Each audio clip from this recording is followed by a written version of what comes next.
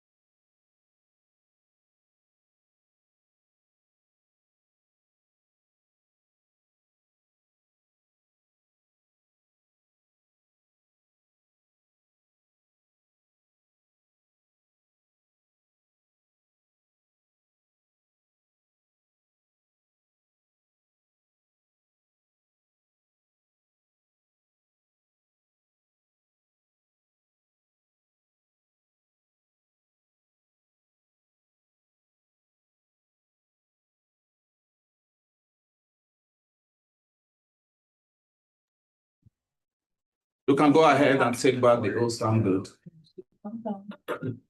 That is lovely. Okay.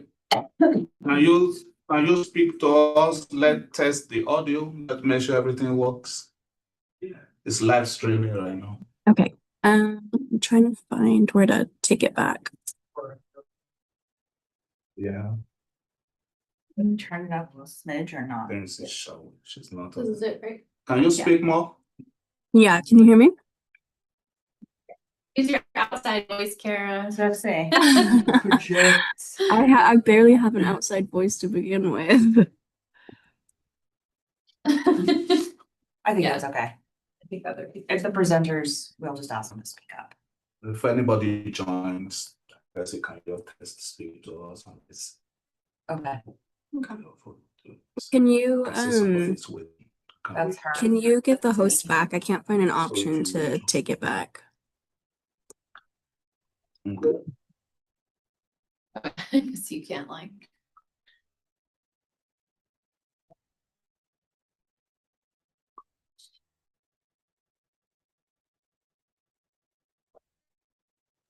Okay, thank You should have it. Yeah.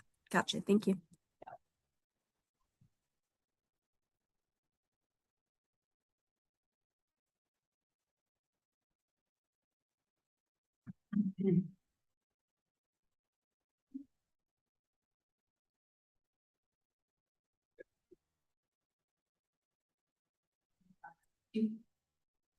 I didn't do it this time. Did you print out a voting table? I did not. Okay, that's all right. We'll figure it out. I can just do it. It's not that script. Normally do a table about yes, no votes, and I just throw my act together right now. To be very clear, I'm just trying to get through each day. One day at a time. It's recorded, and so. Yeah, it's fine. We need to go back and check. Well, the roll call will make that easy. I know.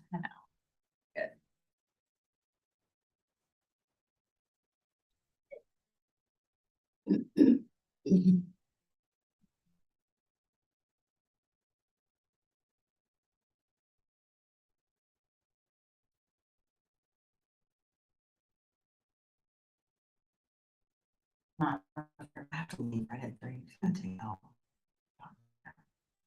Yeah, it might not take that long. I'll Never say that. I really want for the next conference. Goody. I should have seen what the options are for breakfast tomorrow. So I'll file that. Ooh. Let us know. I'm excited about the food Oh. situation. Christine usually picks the food and she usually. She was like, why do you guys think that the food is a driver? I'm like, the food is a driver. We're like college kids. Like, what do you? What do you? What do you what did they have last year? Tacos last year? I think they were pretty good. At a conference, Mm-hmm. wow, it was good. Yeah. I was with Pam for that conference.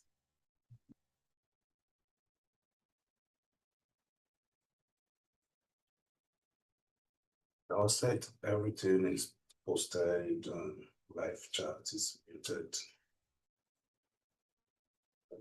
It's good.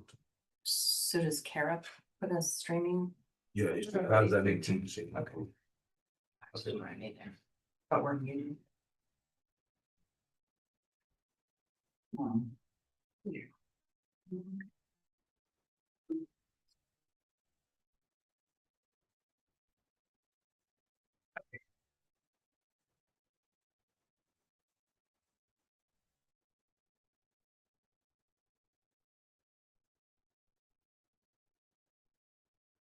What people see you. The chats. Oh, just good to see.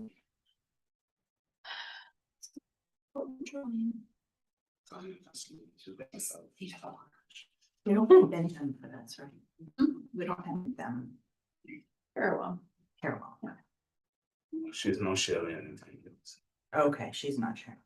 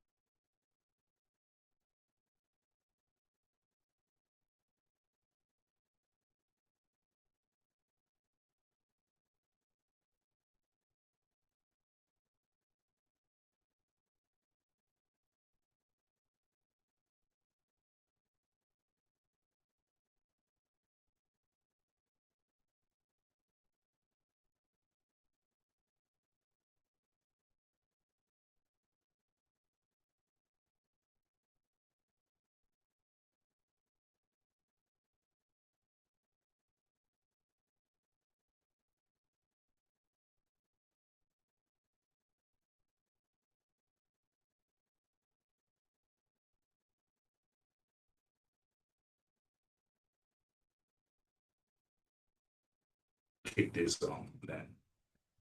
Okay.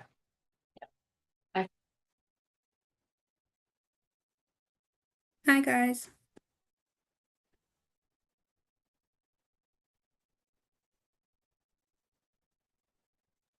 Hi, Brittany.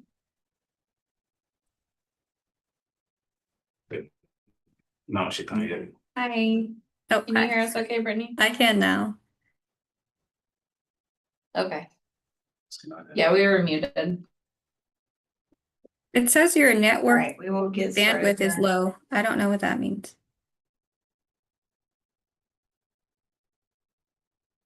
Like it's showing that to you? It or says your own- Texas your Higher own Education network? Coordinating. No, it says Texas Higher Education Coordinating Board's network bandwidth is low.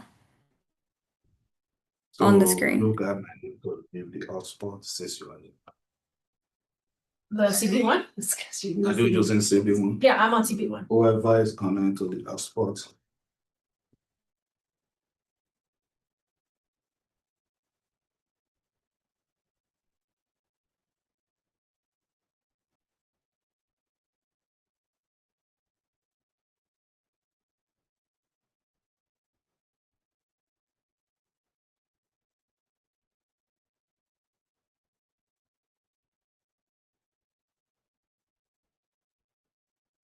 I got it. Carrie, you can start letting people in.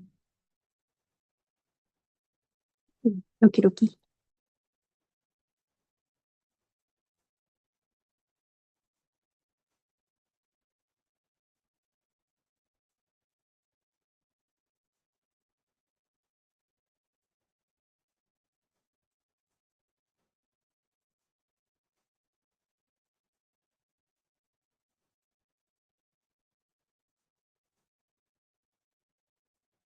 So they're gonna be here. Good.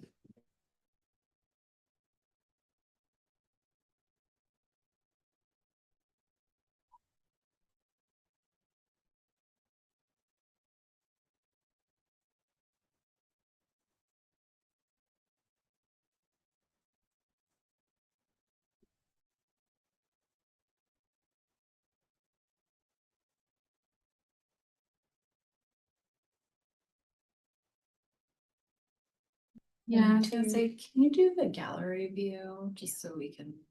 Yeah, yes. Perfect. Kicks. Oh, good reason. Oh, good.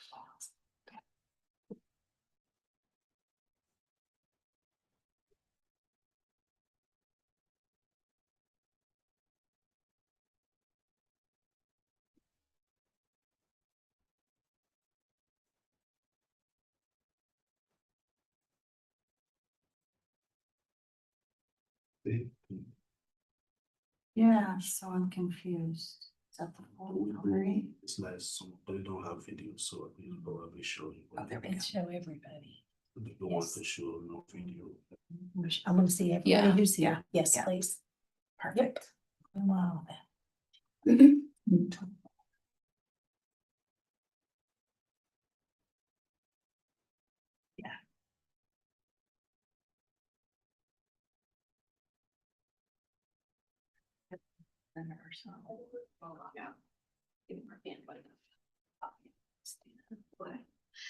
I logged out, so I'm gonna take more bandwidth. Okay.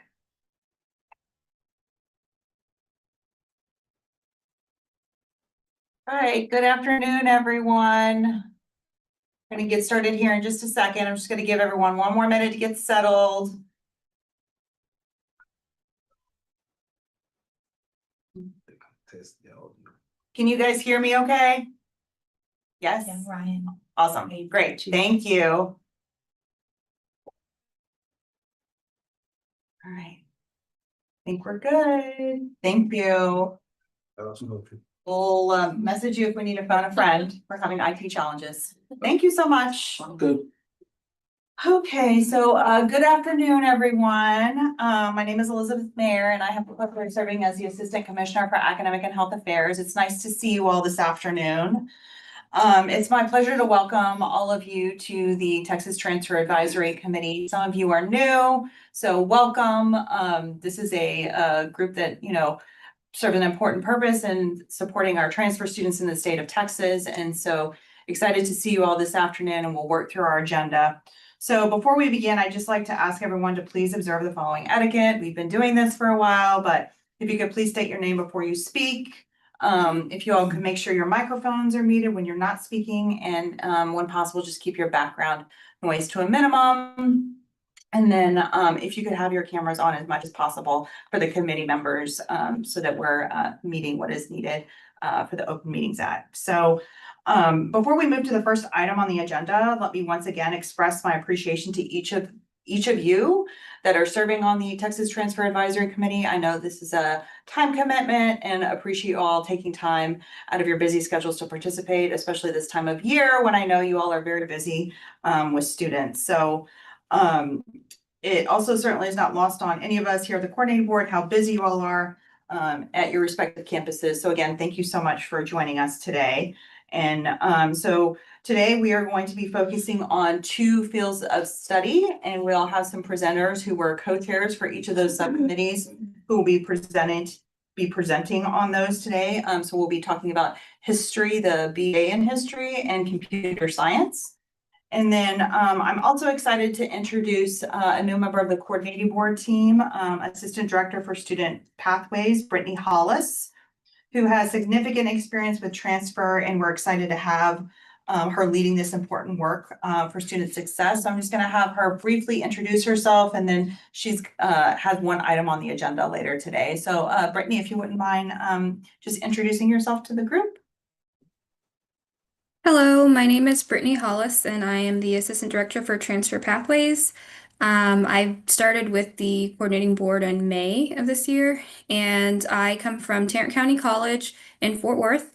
I worked there for 12 years, and I did student affairs and faculty affairs, but I worked with the transfer students at the Northeast campus, and I did that for over 4 years. I really, really loved it, and I am so happy to be here at the coordinating board and transition here on this side of the table. But I hope that what I learned at Tarrant County College will be very, very useful. And so far, everyone has been super, super nice. And I've enjoyed working with the institutions that I've met, and I look forward to working with all of you. Thanks, Brittany. Then I'm just gonna have the couple of folks here from the agency also introduce themselves. Emma. Hi, everyone. I'm Emma Gelsinger. I'm a Senior Director in Academic and Health Affairs with Elizabeth and Brittany. Christina. Hi, everyone.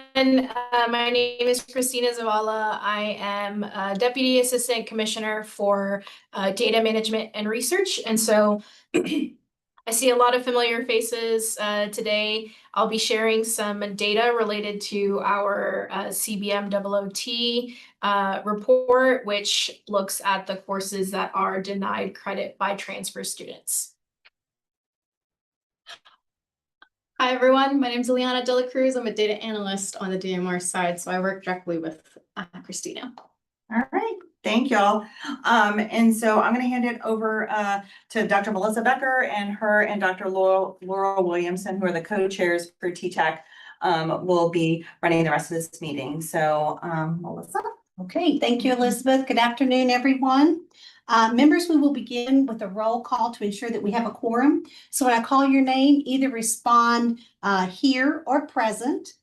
This is also a good opportunity to practice joining us via Zoom to hit your mute button for discussion later in the agenda.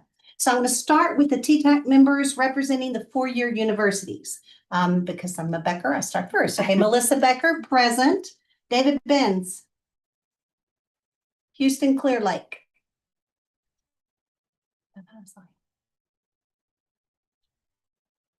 Okay, Ann Gellard, Sam Houston State. Present. Thank you. Megan Kelly, Stephen F. Austin. Present. Brenda Keel, partnerships at University of North Texas. Present. Thanks. Mitzi Lauderdale, let's see, Texas Tech. There she is. Yeah, Cindy Mahia, let's see, University of Houston. Arturo Montoya, University of Texas, San Antonio. Okay, Laura Sands, I know I saw you. Let's see, University of Texas, Rio Grande Valley. Here, Hello, present. Laura, thank you. Thank you. And Suri, let's see, Texas State University. That's why I'm on here. Yes, I did. Present. Good, thank you. We could see you. We're just waiting for that verbal confirmation. Okay, and then serving as ex officio non-voting members are Barbara Smith. Present. With the University of Texas San Antonio. Present. Is Barbara here? Present. Thank you, Barbara. I see you. And then we are also honored to be joined by a dynamic individual who recently experienced the transfer process as a student. And I'm not seeing her, but maybe she's here. Jennifer Martinez, University of Texas, Rio Grande Valley. Jennifer. Okay, now I'm going to call the TTAC representing our members representing our community colleges. All right, Kelly Davis, South Texas College. Present. Thank you, Kelly. Gary Evans, Collin College. Present. Thank you, Gary. Deborah Fontenot, Alvin Community College. Present. Thank you. Andrea Fosquet, Central Texas College. Hello, everyone. Thank you. Ryan Gibbs, South Plains College. Present. Norma Hatcher, let's see, Laredo College. Present. Thank you. Ryan Haspeth, let's see, Tarrant County College. Present. Ryan, TCC, thank you. Elizabeth Mosser Knight with Austin Community College District. Present. Thank you. Michelle McKee, Blinn College. Present. Thank you. Catherine Oliveras, and she is with Dallas College District. Present. Thanks. Michelle Rodriguez Zerk, let's see, Lone Star College System. Present. It's Zook, like book. Zook like book. Thank you. I'll Sure. do my best. All right. And Laura Williamson from San Jacinto. Present. Thanks, Laura. All right. And serving as ex officio non-voting members are Hector Serda Dyer with South Texas College. Present. Hector, are you here? Thank you, Hector. And Evan Scott with Northwest Vista College. Evan, thank you. All right, thank you, members. Please record in the summary notes that we have a quorum. We have a quorum? Yes. All right. Members, as Elizabeth said earlier, to ensure we comply with Texas open meetings requirement and to ensure that we maintain a quorum, please keep your cameras turned on for the duration of the meeting. Thank you. Okay, I would now like to vote agenda item 3, which is the adoption of the summary notes. Do I have a motion to adopt April 8, 2025 summary notes for the Texas Transfer Advisory Committee? Debbie Fontenot, so moved. Okay, and if you will, say your name, and let's do the four-year colleges first. Could I have a motion and a second from the four-year college? Please state your name. Motion? Laura signs a motion to approve. Okay, is there a second four-year? Nancy Lauderdale, second. Did you get to that? I think it was Mitzi. Mitzi, we're gonna put you down. Okay, now let's have a motion and a second. And let's see, Deborah Fontenot, you already made the motion for the Yes. 2-year. Could I have a second from the 2-year? Michelle McGehee, seconding, please. Thank you, Michelle. Okay, we've had motions and seconds from both entities. Is there any discussion? Seeing none, we'll take a vote. And this is a yay or nay. And since all our cameras are on, if you vote yay, would you raise your hand? Raise your hand. All right, hands down. Any nay by the same sign? Any abstention? Seeing none, they pass. Okay, it does pass. Correct. Next on the agenda is presentation and possible action to recommend the History BA field of study. And I'll turn things over to the history co-chairs. So Dr. Blosser and Gonzalez. Y'all want to? Sure. You guys go ahead. Okay. Good afternoon. My name is Jacob Blosser. I'm professor of history at Texas Woman's University, and Dr. Gonzalez and I co-chaired the history subcommittee. The history discipline specific subcommittee originally met in March 2023 to consider development of a revised field of study for history. During that meeting, the subcommittee was able to develop a recommended field of study for the Bachelor of Science in History, but additional language requirements for the Bachelor of Arts in History made the development of a field of study under the standard framework difficult. The subcommittee paused its work until TTAC could adopt an alternative framework to determine if that would alleviate some of the issues. The subcommittee reconvened on March 23rd and May 7th of this year to finish development of a recommended field of study for the History BA. The subcommittee found that with added flexibility of listing any ACGM modern language course in the directed electives instead of listing specific languages, the field of study could be accommodated by the standard framework.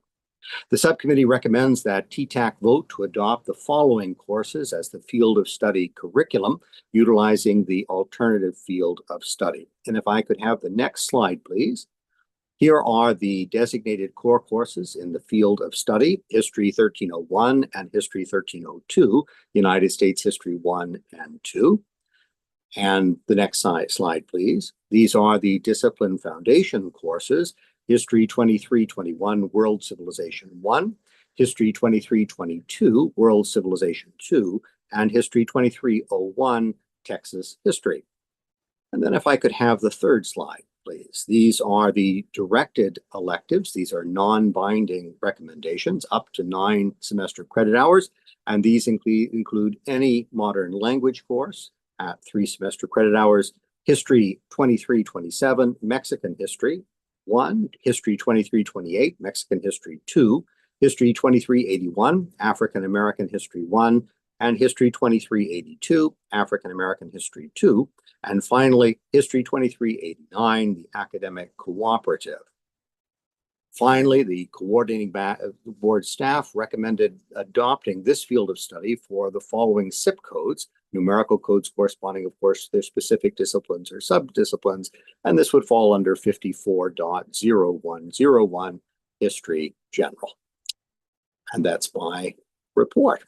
If there are any questions, I'm happy to field them at this time.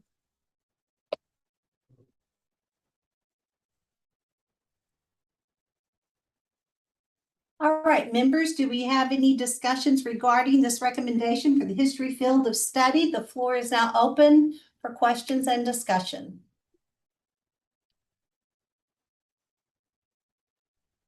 I have a question about how common it is for Texas history to be part of a required set. It's particularly required most often with people going into K-12 education. Social studies, for instance, with the social studies, depending on how the university sets it up, but with the social studies, say composite degree under history, or just taking history and then having Texas history as part of your portfolio in case you do go into K-12 education. But Texas history is required to get into K-12 education for social studies and elementary as well.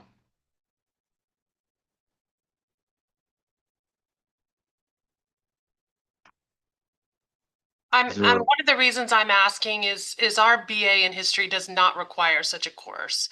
And I'm just wondering if other universities are in the same situation, because I think it would mean students transferring to us, for example, would have to take an extra course. I'm just not sure. Do you have a pathway for social studies teachers at your university?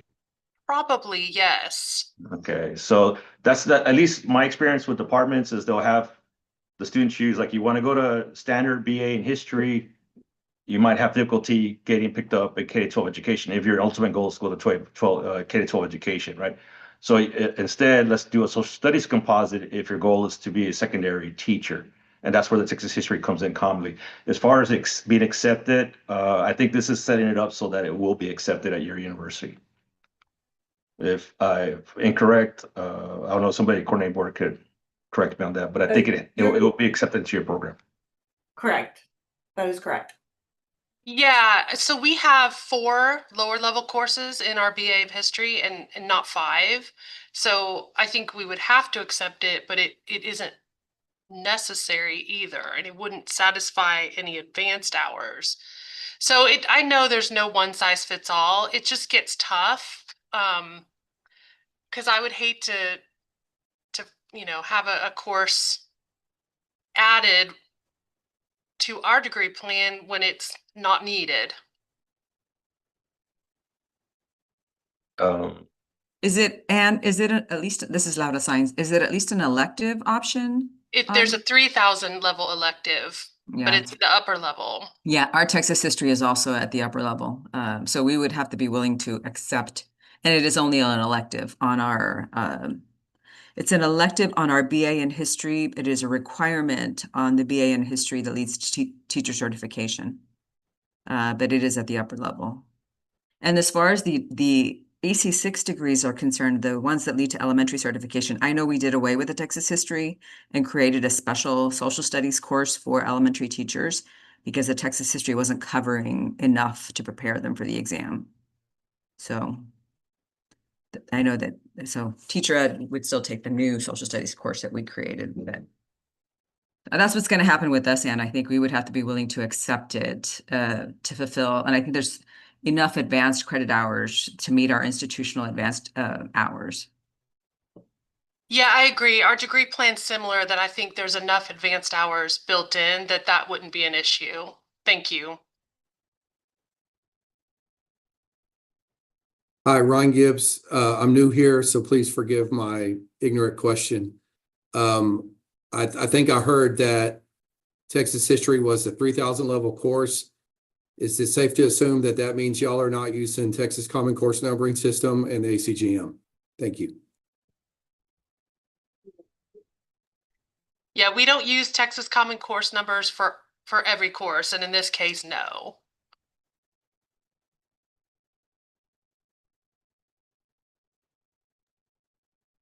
I should note that Texas history at this level versus the junior level Texas history are while both called Texas history, are different in purpose. The Texas history at our level, at the community college level, is a survey, and the junior level course should be more advanced than a survey coverage of Texas history. So there's some distinctions there. It's like taking I guess a world civ class or a U.S. history class, and then you get into more in-depth history of the USA and diplomatic history and military history, or however you call that upper level course, even though you've taken a U.S. survey class.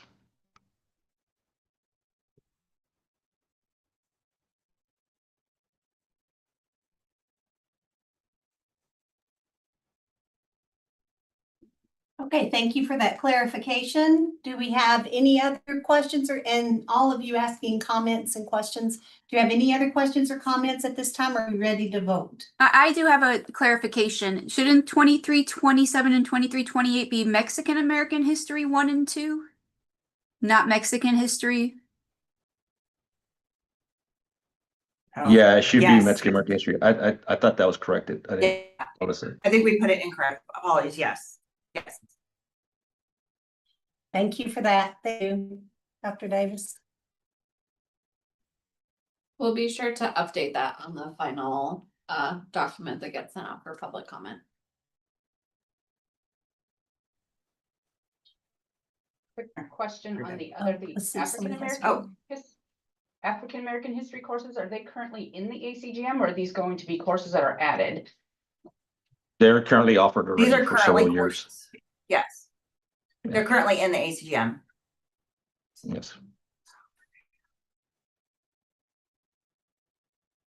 So again, Ryan Gibbs, sorry. My understanding is that at our level, we cannot, well, we're not going to offer courses that are not in ACGM. Is that correct? Or am I at the community college? Correct. Correct. Anything that's in the field of study or the foundation of the field of study is based upon ACGM courses.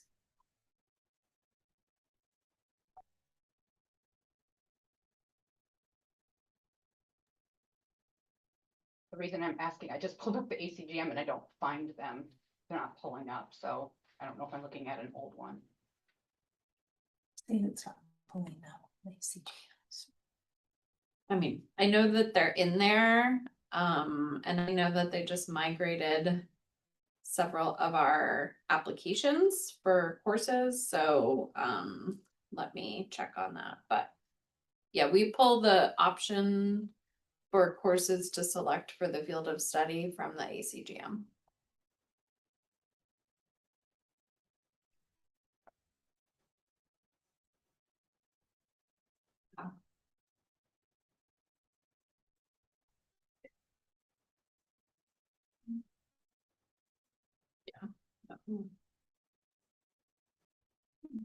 Don't know what they did to her. Okay, are we ready to vote then? This vote will need to be a 2/3 majority of all of us who are present and voting. So, and this will be a roll call vote. So first, could we have a motion in a second from the 4-year to accept this? You'll state your name and your university, please. 4-year. Laura Science, UTRGV, I motion to accept. Thank you, Dr. Sines. A second from 4-year.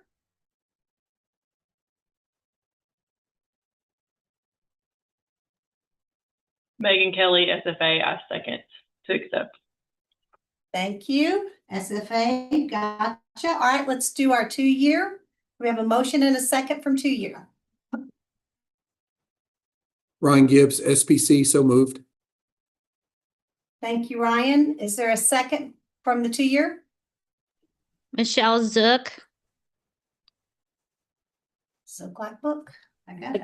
Like, All right, there's a motion and a second. This will be roll call. So we'll start Melissa Becker. If you'll please respond yes or no when I call your name. Melissa Becker, yes. David Benz. Ann Gellard. Yes. Megan Kelly. You made the motion. Yes. Brenda Kill. Yes. Mitzi Lauderdale. Yes. Cindy Mahia. She's not here. Okay. Arturo Montoya. He's not here. Okay. Laura Sines. Yes, accept. Thank you. And Suri. Yes. Thank you. All right, now we'll move to the 2-year. Kelly Davis. Yes. Gary Evans. Yes. Deborah Fontenot. Yes. Andrea Foskett. yes. Ryan Gibbs. Yes. Norma Hatcher. Yes. Ryan Hemseth. Yes. Elizabeth Knight. Yes. Michelle McKeehee. Yes. Catherine Alvarez. Yes. Michelle Zook. Like the book. Yes. And Laura Williamson. Yes. Right, do we have the numbers? Yeah. What do we have? Should I tell them? It does pass. Yes, it passed. 1, 2, 3, 6, 7 universities, yes, and then 1, 2, 3, 4, 5, 6, 7, 8, 9, 10, 11, 12. Doesn't seem right. I think we have, yes, the answer. Okay, so the motion did pass. There was no votes against. All right, thank you very much. And next on the agenda, I'm gonna pass this over to Laurel Williamson to take us to our next item, item number 5 on the agenda. Laurel? Hi, good afternoon, everyone. So now we have a presentation and possible action to recommend the computer science field of study curriculum. This field of study also uses the alternative framework, and I'm going to turn that over to the co-chairs of the Computer Science Consideration Committee. Thank you. Good afternoon, everyone. My name is Nina Javoher, and I'm the computer science professor and department chair at Lone Star College. I will be presenting go over the recommended computer science field of study curriculum. Myself and Dr. Dacio, we worked on this together with our committees. Our recommendation is to vote on adopting the designated core curriculum and discipline foundation courses element of the computer science field of study curriculum. The computer science discipline specific subcommittee met on Monday, November 3rd and Tuesday, November 4th of 2025 to consider and make recommendations to the Texas Transfer Advisory Committee regarding the field of study curriculum for this discipline. During the meeting, the subcommittee discussed the importance of the number of semester credit hours assigned to the non-bonding directed electives. There was initially inconsistency among institutions regarding the 3 credit hours and 4 credit hours, with the subcommittee ultimately agreeing on 2 4 credit hours physics courses. We moved forward to recommending the following degree plan. So the subcommittee recommends the TTAC votes to adopt the following courses as the field of study curriculum. So for the discipline core courses in the field of study, the committee recommends Math 2413, which is Calculus 1, 3 credit hours. And if you would go to the next slide. And for the discipline foundation courses, the committee is recommending the COSC 1336 or 1436, Programming Fundamentals 1, COSC 1337 or 1437, Programming Fundamentals 2, COSC 2336 or 2436, Programming Fundamentals 3, and COSC 2325 or 2425, Computer Organization. Also, we're recommending on Math 2305, Discrete Mathematics, and Math 2414, which is Calculus 2. If you would go to the next slide. Our non-binding directed electives recommendations are the Physics 2425, University Physics 1, and Physics 2426, University Physics 2. Finally, coordinating board staff recommend adopting this field of study for the following CIP code, numerical code corresponding to specific discipline or subdisciplines, which is 11.0701 Computer Science General. And that would be the end of my presentation. The floor is open for any questions if you may have.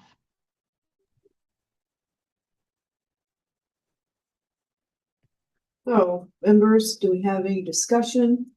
Floor is open for question and discussion. This is Gary Evans from Collin College. Quick clarification on Math 2413, Calculus 1. You have it listed as 3 semester credit hours. Are we certain that's not supposed to be 4 semester credit hours? And then I'm hoping you might also be able to comment. It seems like a lot of our students, in terms of transferability, our 4-year partners seem to have a preference for the 4 semester credit hour options in the discipline foundation courses there. And I'm wondering if you might be able to comment more about that. Sure, we actually had, I'm going to comment on that first, and then I'm going to look up the ACGM for the 3 credit versus 4 credit when it comes to the math course. And then we can verify that. But as far as the 4 credit foundation courses, and you're talking about the fundamentals 1, 2, and 3, and like those are the courses. So the majority of us actually voted on the 4 credit, and many of the institutions looked for that. However, there were some institutions that were specifically had articulation agreement with some universities that the 3 credit was transferring fine, and at the same time they had no room to adjust that with the 60 credit hour mandate that we have from the state of Texas to build their degrees. So that was the reason we ended up deciding that we're going to do 3 or 4, but most of the community colleges don't even offer the 3 course credits. This was just to accommodate those institutions that they already had articulation agreements in place with 3 credit, and they had their degree plan made by the 3 credit.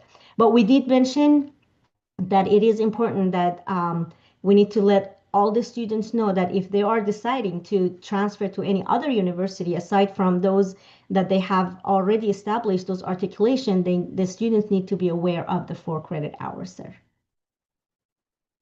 Right. Thank you. And just as a follow-up to that, I think, with a lot of institutions having the 4 semester credit hour options there, it makes it rather challenging for us to get to a pathway to 60. And I'm wondering if there could be some guidance provided there. If you're looking at the number of 4, including Calculus 1, Calculus 2 there, it just makes it rather difficult to get to 60 for that. Yeah, so in the rules, there is flexibility for some of this. And I think we can go up to 66 because of some of these challenges because I think there was, I think biology, we also had this issue. And so there is flexibility for specific field of study pathways to be able to go up to that 66. And Laura, were you going to chime in? No, I was just going to say that I think that they need to, I think it's a good idea to honor those articulation agreements. But you would need to make sure that advising knows that if they fall outside of those agreements, probably that 4 credit hour is going to be where they land. But we have other degrees that go a little beyond the 60. Because Elizabeth is right, they do accommodate some of our degrees beyond the 60 credits. Right. But you have to notify co-board and get approval. Thank you. And going back to your other question about the math, I think there may be a typo in here. Math 2313, according to ACGM, is the 3 credit version, and 2413 is the 4 credit version. So are we saying this should be a 3 or 4? Yes, it should be 3 or 4 in this case.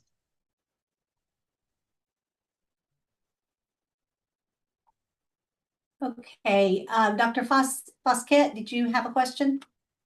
Yes, ma'am. So I feel like this discussion has come up, or rather, a similar discussion has come up with the recommendations for the biology field of study, especially with the discipline core recommendations for the math. And so this recommendation right now is Math 2413 or 2313, which is Calculus 1. So has there been any discussion at the subcommittee or within those members about the prerequisites that are required for students to actually come in to be able to enroll in Calculus 1? So as per the ACGM, for Calculus 1, you would need to take pre-calculus, which is Math 2412, and in order to complete that, you would then have to have completed another prerequisite, which is college algebra, Math 1314 or 1414. So if you go with the 4 credit hour classes, that's basically 2 4 credit hour classes. That's 8 hours or maybe 6 additional hours.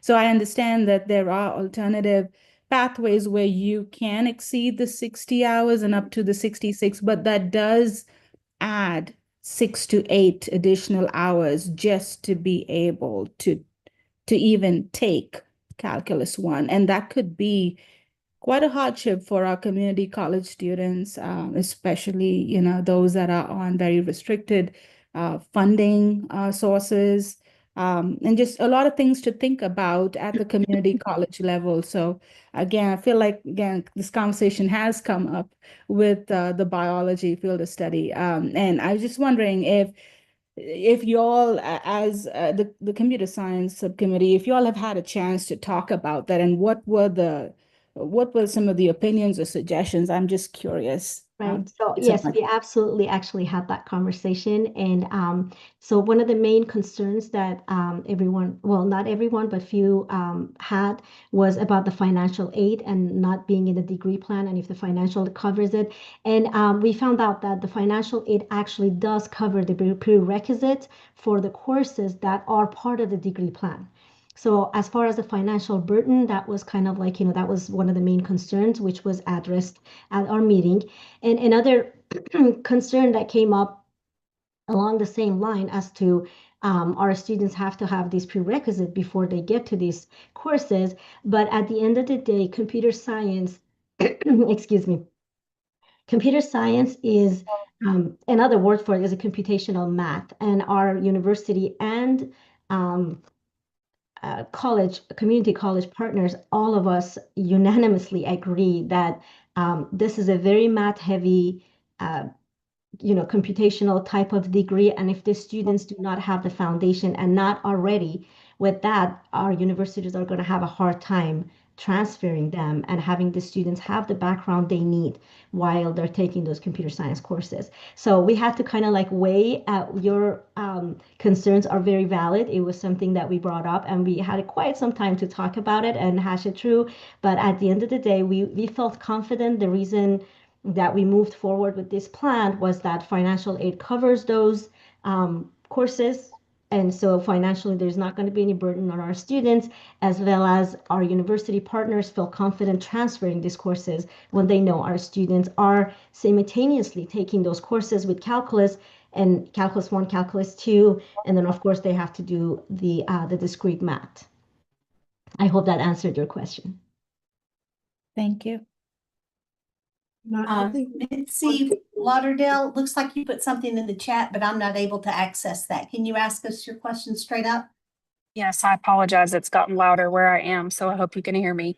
I can hear Calculus 3, we're thinking you're probably expecting that would be in a directed electives. Did y'all talk about Calculus 3? Calculus 3 was, it was brought up at one point, but it was a course that universities wanted that to be taken at the university at this level. So the ones that we talked about was Calculus 1 and 2 and discrete math. We felt like it's very important as a foundational math to have those as part of computer science, transfer student, and then the universities were gonna take the other math courses. When it came to that one. And thank you. Dr. Keel, you have your hand up. Has a question. Dr. Okay. To ask if universities or four-year institutions were well represented on your committee, and because I'm at University of North Texas, we do not require the discrete math, but do require linear algebra. And having those different maths requirements, it will get us beyond even our directed elective. Right. So actually that was brought up. So the committee was we had 12 university partners and 12 community college partners. So it was well represented and equal representation of both universities and colleges. And that was brought up. And but at the end of the day, everybody decided, well, there were a couple of our university partners that felt very strongly that aside from these maths, other maths be taken at the university level, especially linear algebra. That we had a very strong voice on our committee that wanted the linear algebra to be taken at the university side.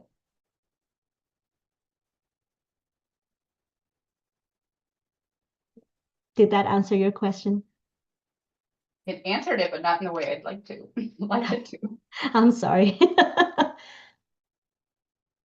So Ryan Gibbs, and again, I apologize, this might be a silly question. Linear algebra is a freshman or sophomore level course, correct? Does someone know? Yeah, I see heads shaking, yes. So my understanding though is that if that class is taken at the community college level, that class would transfer and apply to the degree regardless.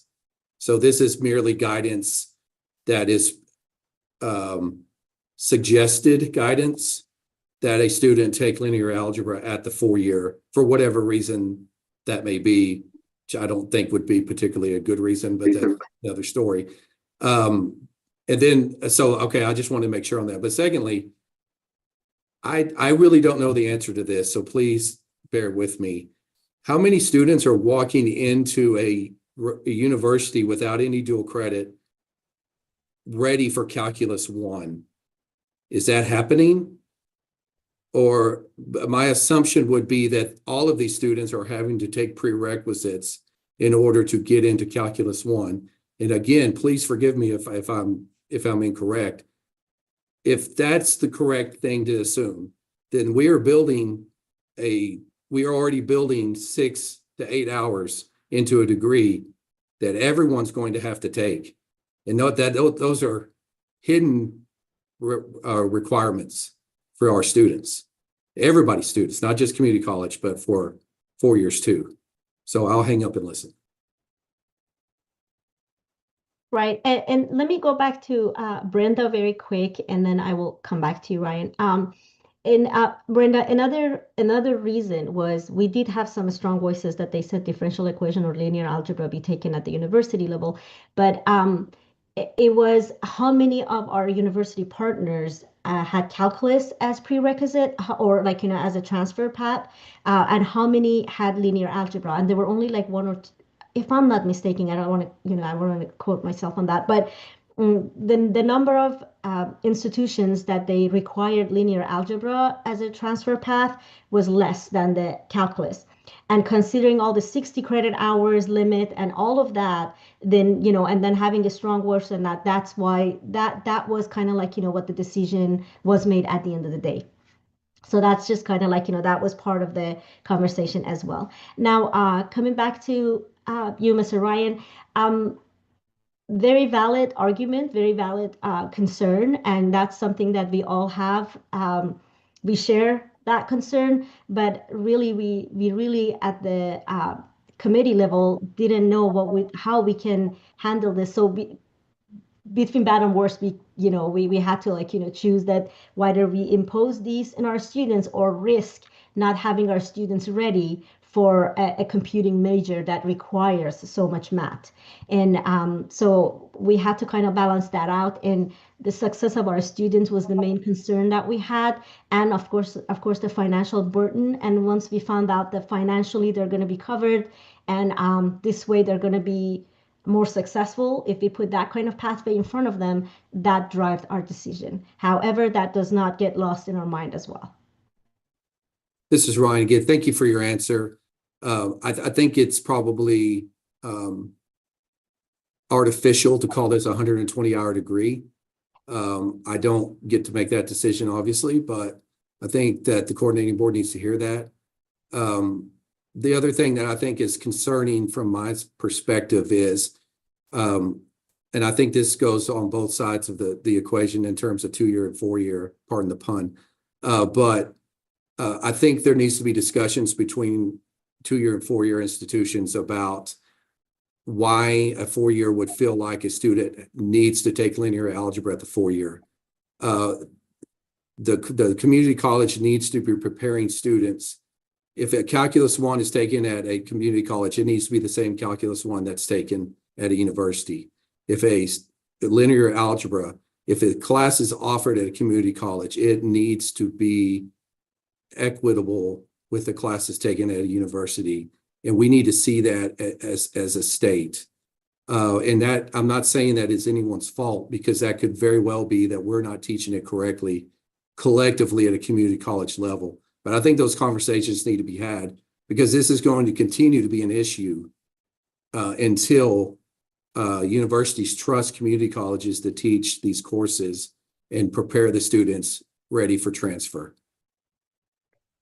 Thank you so much for that comment. Actually, that was brought up at one of the courses when there is a stigma and stereotype, with all due respect to all of our university partners, that is attached to community colleges. And I teach both at university and community colleges, and I teach the same level of rigor that I do for both.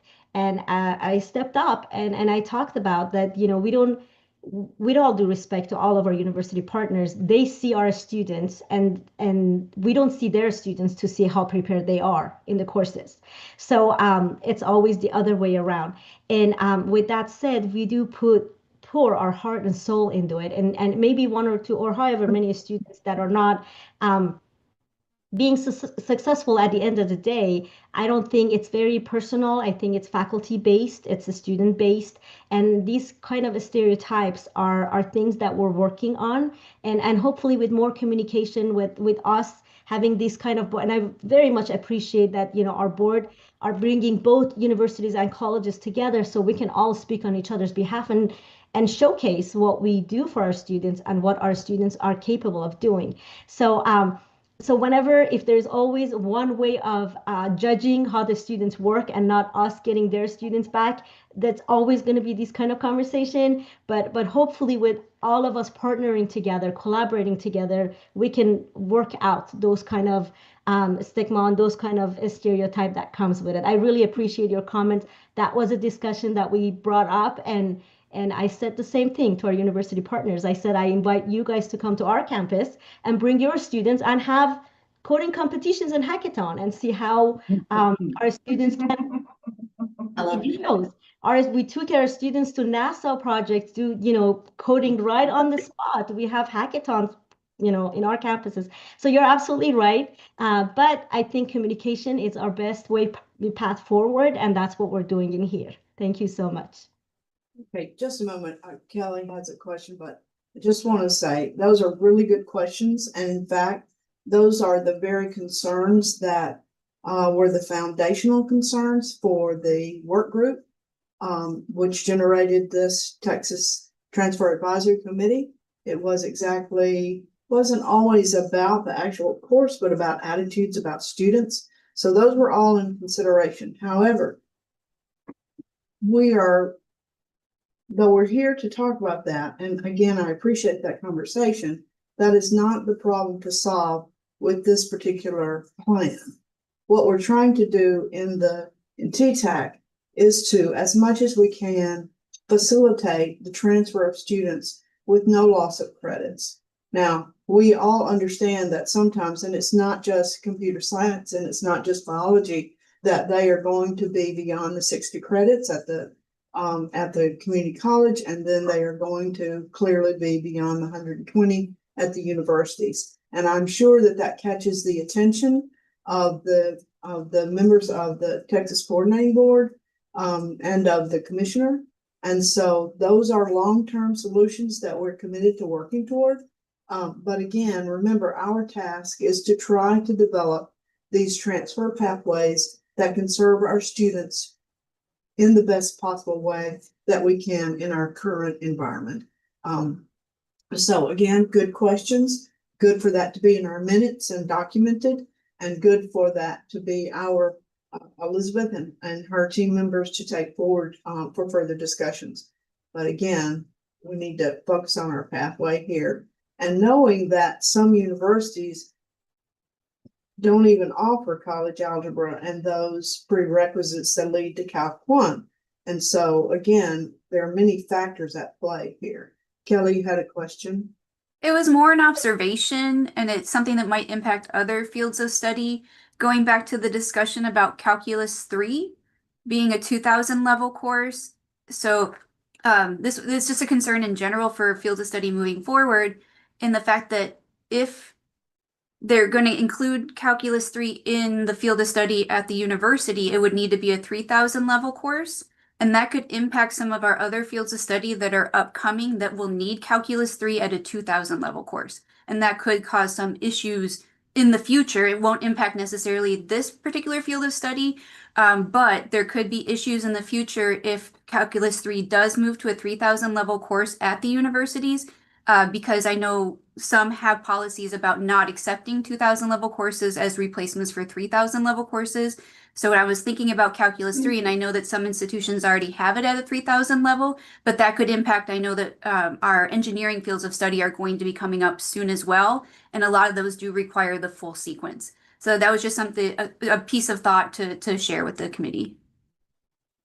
Thank you. Thank you. Other difficult questions? I saw Laura's hand. Yes, I have a question, I guess, so just to make sure I understand.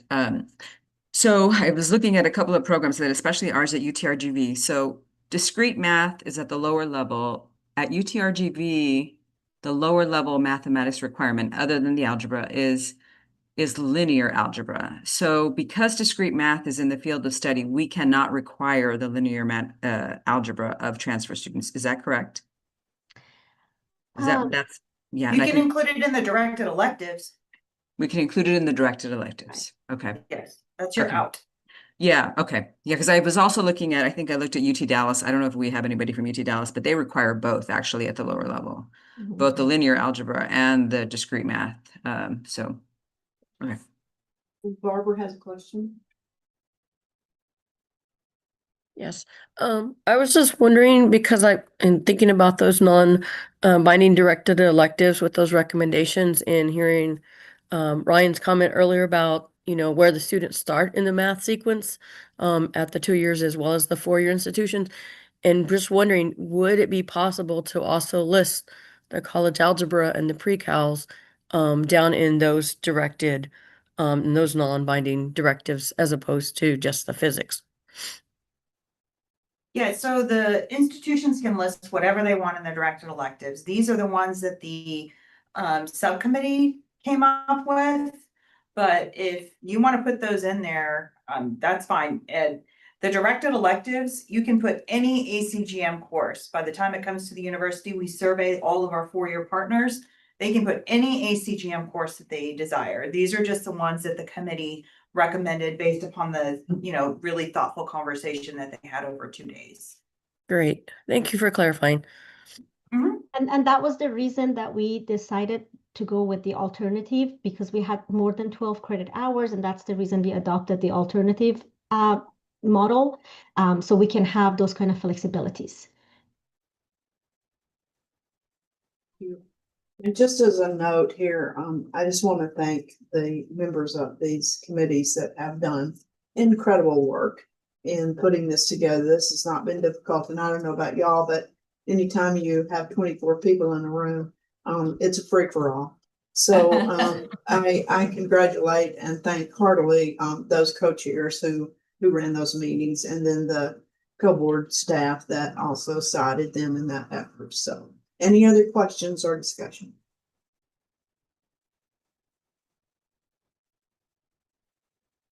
I have one more.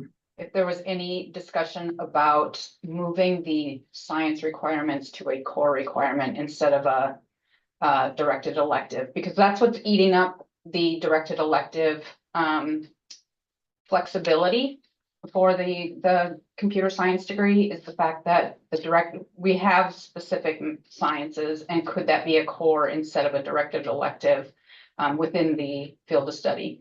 Right. So we did have that discussion as well as and we were trying to move, like, like physics up there. Like a lot of universities and community colleges recommend physics to be part of that. And however, we had a couple of colleges that they had agreement or articulation agreement with the universities around them, and these universities specifically asked for chemistry. So going back and forth to, like, which one of these three buckets we can fill to make sure that it's going to best fit, everyone. We decided that the non-binding directed electives recommendation is going to be where the sciences are going to be, and that'll give flexibility to the colleges with their existing articulation agreements, upcoming articulation agreements, and that was the reason. And again, not wanting to lock everyone's degree plan because anything that comes to the designated core courses and then the foundation courses are kind of locked in.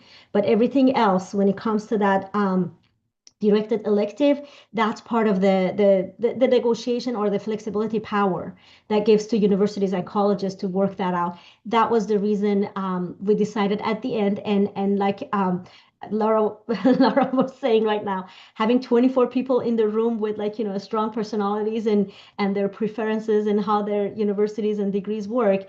At the end of the day, we decided that, if we put those core science courses into the non-binding directed electives, is gonna better suit, like, it's gonna serve different situations at different universities.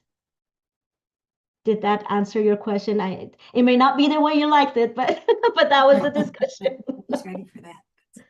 Well, and I just wanted to offer, Brenda, that I think if you worked closely with your community college partners and said, hey, if they're coming to UNT, we really want them to take these science courses in their core before they transfer. I think that this isn't meant to be, this will apply one size fits all to everybody. It's just trying to develop a pathway that captures as many students as it can. Correct, but including the 4-hour sciences, a 4-hour math, we only get 3 directed electives, that's all. And it's not enough. Yeah. And I think it prompts some of us to look at elective credits within our lower division degree and the associate degree and say, do we want less flexibility there based on pathway? Right, so we can say, this is what you're going to need to do. We also advise based on the transfer institution, because there are going to be some subtle differences that students may or may not recognize in transfer. So it's very important for you to look at what the receiving institution is looking for upon transfer. So are there questions or comments? This has been lively. So we need a motion and a second, first from the 4 years from the university partners.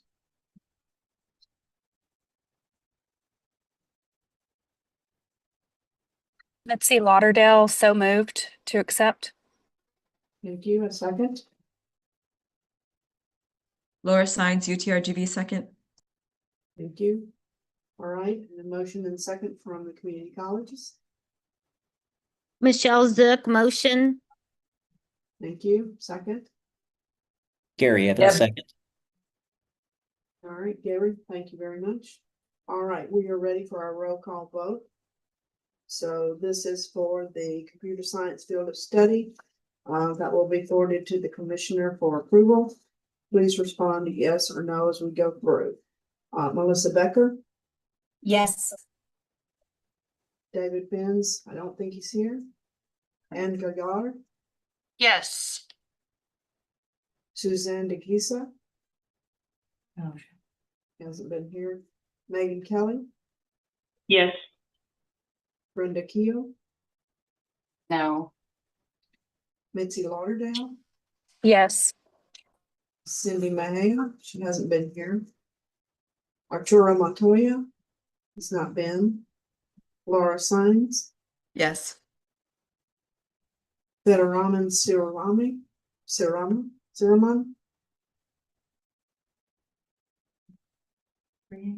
he was here. That's my list. All right, community college, Kelly Davis, Yes. Gary Evans, Yes. Deborah Fontenot, Yes.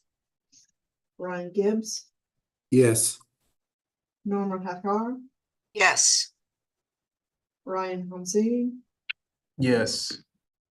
Elizabeth Knight, Yes. Michelle McGee, Yes. Catherine Oliveras, Yes. Michelle Rodriguez Zook, Yes. Laura Williamson, yes. Motion passes. Yes. You didn't call my name, but Oh, Andrea Foskett, yes. Yes, thank you. Andrew Plaskett is a yes. Thank you. Sorry, reading from the script. oh, there's three. Sorry, Three. yes, I vote to accept as well. Had computer difficulties. Okay, That's okay. Already yes there. All right, thank you. thank you. Did I miss anybody else? All right, thank you. Can I Turn it just over quickly now. make a? Thank you, members, and turn it over to Melissa. Can I quickly make a comment in here? In the agenda, or in the paper that we had, or the presentation that we had, it says Math 2413 calculus. It's noted as 3 credit. That needs to be 4 credit, and both courses needs to be Okay, listed. yeah. To make sure that we have Yeah. that correctly recorded. We'll make that Yeah. correction. Thank you. All right, thank you. Thank you very much. Okay, next on the agenda is a discussion regarding a project to work on transcripting the field of study. And so I'm going to turn this over to Brittany Hollis. I see you there, Brittany. Hello. I'm Brittany. I'm gonna hand it over to you, but I know Mitzi has brought this up a couple of times. So I just want to let you know, yes, we are working on this, and Brittany has been working with our project management team on this project. So I'm gonna hand it over to her to kind of outline what we're thinking, since this is something that is a priority to help facilitate transfer. So go ahead, Brittany. Yes, so thank you for your time. I have been working with a group of people, including Christina, who's in the room, regarding the transcripting process. And as you all know, there's quite a few issues going on with transcripting across the state of Texas. And so my goal with the project is to get a group of individuals across the state from universities, community colleges, to discuss how transcripts are currently being processed, what's being used with the institutions to process these transcripts, what they're using internally at the institution as far as what programs are using, and also how they're sending the transcripts out or receiving the transcripts. I've also learned after speaking with a couple of institutions that Christina and I, we met with one institution recently that there are additional problems we didn't know were happening as far as the institution receives the transcript and things that are missing. And so I want to kind of do a deeper dive into these transcripts and see what is happening, how we can work together to have a statewide transcript process, what that looks like, how we can work together to get that going. But first, really the big part of it is just going to be doing more research into what we're working with, what's going wrong, what issues we're finding, and how that's impacting transferability, credit mobility within the state of Texas. And that's going to be the first really big part of the first year of the process.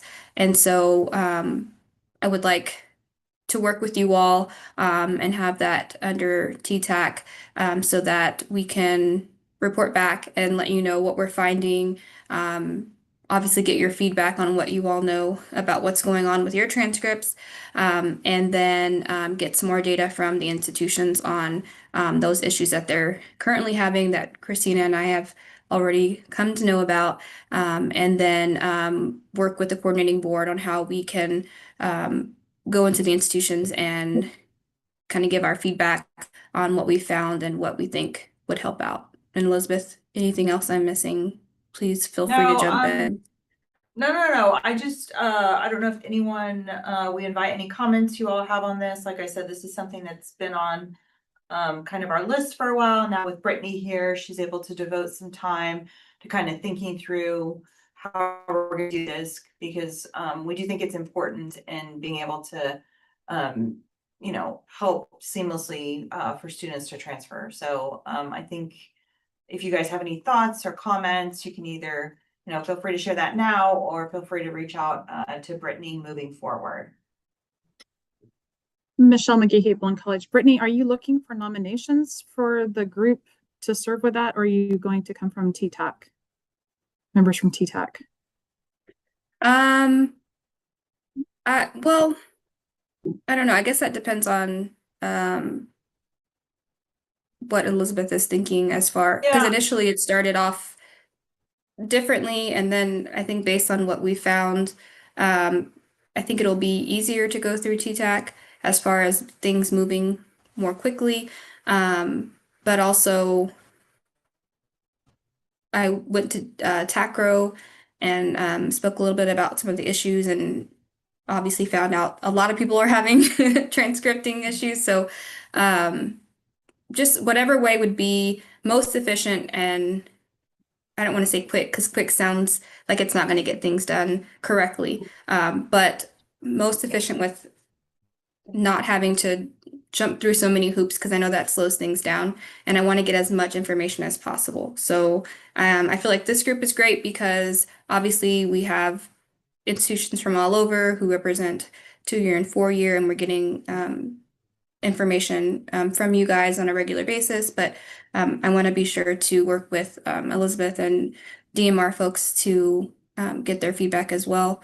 But that's totally up to what Elizabeth's thinking would be the best course of action. I mean, I think we're open to just getting information from others, but I think we just wanted you all to kind of be aware and help push some of this forward, especially since Mitzi had been asking about this for a while. And so I think this is a very thoughtful group who has their kind of hands in transfer right now and is consistently thinking about the challenges and the opportunities for transfer. And so that's kind of one reason we thought it would be helpful to kind of have you all be aware of this. And then, but we may be getting just for information, from a continued broad set of institutions, we may go outside to just get information from a broader group, but we'll continue to kind of update you and potentially get feedback on this project from you all as we're moving forward, since we typically meet a couple of times a year.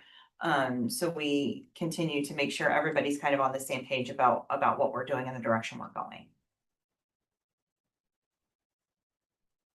I think there's definitely going to be phases. So it may be another phase where we get in deeper, that TTAC's a part of that second phase of implementation or something. But I think right now the biggest thing is gathering all of that data and what exactly is happening and reporting back to you all on what I found. So obviously I don't want to say nothing to worry about, but nothing to grab a group of you right now and say, here's what I need you to work on. I think the next time you see me, it'll be a reporting back as of what I found and what the next steps are going to be. Ryan Hamsey, Tarrant County College. Whoa. Yes, I know. But thank you, Brittany, for giving us some information about this college or about this project. I think it sounds like a great initiative. And so as a previous Tarrant County College alum yourself, I might request again that as part of this project, I would love to see an evaluation of the dual enrollment population, specifically of students who may be homeschooled and what that transcripting process looks like, because I know there's a lot of variance with that across the state. So I think that would be really great to include. But again, I just think it's a great initiative. So I'm looking forward to hearing more about it and some of the results.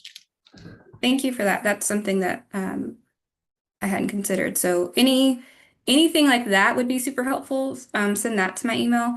But I'll definitely put that on the list of things to look at, because I worked in at the 2-year space, but also 4-year institutions, public and private. And I've seen those home school transcripts, and they do vary depending on what form of Word documents they process. So those do vary, and how they get processed would look different. So Christina and I have heard and seen different things in our meeting, and there are a variety of problems that are happening. So definitely we'll look into that. Thank you. Any other questions for me?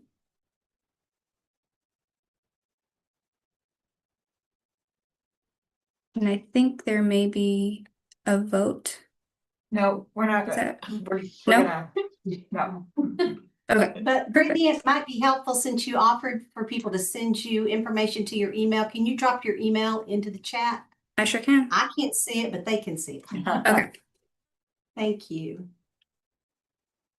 All right, I'm gonna hand this over now to Laurel for agenda item 7. Uh-oh, you're still on mute, Laurel. Thank you. No problem. There we go. Thank you. I think that's the new post-COVID phrase most often used. You're on mute. So now we're going to hear a presentation and discuss the CBM 002 report data. This is required, as you know, by the legislature, and it provides insight into the courses that are not transferring to universities. And we've had a particular problem here in the Houston area with some errors in the report. So I'm very interested to see this. And I'm going to turn it over to Christina. Laurel, you beat me to it. I was gonna call out the great partnership that we have had these past few months, uncovering all of these data related issues. But I'll leave that towards the end, because that's more related to some next steps and current analyses that we're doing. So next slide, Kara, if you will. So one of the things before getting into the CBM OOT, because I think giving a sort of transfer report update and CBM OOT update is something that we've been doing on an annual basis. So this is my time to highlight some of the outcomes that we've been looking at within the transfer report, as well as the CBM OOT. So on the transfer report that I worked with Brittany very closely on, and Elizabeth as well. So for our latest cohort of junior students that we track for our analysis, looking at graduation rates and time to degree, we see that those students who transfer from a community college, not surprising and consistent with what we've been seeing in years past, is that time to degree is much longer than those students who start and stay at the same university, or those first time in college students that are at the university. So we see that that transfer students typically take around 2 extra years to complete their degree and receive a bachelor's degree. At the same time, in terms of graduation rates for transfer students, we see that that on average, their graduation rates are at 66% versus those for the students who start and stay at the university, with their graduation rates being 81%. So we do see some major differences between these two student populations. Again, these numbers are very consistent with what we've seen in the past. And one of the things that I want to highlight is even though there are a number of initiatives that are happening right now with the field of study, disciplines, and these conversations and policies that have been enacted within the past year or so, and even future ones that haven't come yet, I just want to acknowledge the sort of lagging indicators that we have. So, you know, I'm showing these numbers and they don't look good, but right now they're not really reflective of the changing policies and the improvements that have been going on, and you know, the conversations that have been had within the discipline subcommittee. So I kind of want to highlight that just to I think get everyone on the same page and baseline of where we're at. So I think, let me see. Yeah, next slide. So as Laurel mentioned, so this is the CBM OOT report itself is tied to Senate Bill 25. And so all of our public universities have to report to us all of the courses from the ACGM that were not accepted for credit from their transfer student population. And the consideration there is that we're only looking at the students who transferred that did not change their major at the point of application. So if a student was at Sanjac over at Laurel's campus and they were in education, they would only be included in the submission if they transferred over to U of H as an education major. The other aspect of Senate Bill 25 is so just looking at course taking patterns for community college students. So looking at the types of courses that are being taken, whether there are any differences between those who transfer with an associate degree and without an associate degree, and so on and so forth. So I'll go into more in depth about the university side of the report first. And then one more slide. Okay, so as a reminder, there are 5 credit denial reasons for the course not being accepted for credit. The top one is outside the degree requirement. The next one being that the course didn't meet the minimum grade requirement. Third one being that the course was a repeated course. Fourth being that it exceeded the maximum number of transfer hours. And then 5 being other. Interestingly, the priority level of all of these credit denial reasons are really similar to how this plays out across universities. So what I mean by that is that outside the degree requirement is the leading credit denial reason that we're seeing on the CBM OOT, with the second most common one being the minimum grade requirement.